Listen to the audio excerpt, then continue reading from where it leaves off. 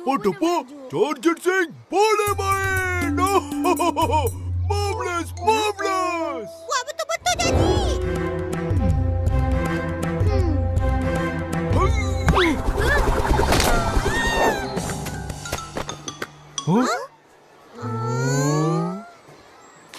Isa pakai selipar? Ehsan, mana boleh pakai selipar datang sekolah? 2-3 tangkai padi. Apa sudah jadi? Kasut aku hilang. Macam mana boleh hilang? Kasut sekolah kau kan banyak? Semua dah tak muat. Haiya, banyak kasih halo. Maknanya kampung kita ada pencuri. Semua kena jaga-jaga. Kau beli je lah baru. Aku ada jual RM2. Murahnya.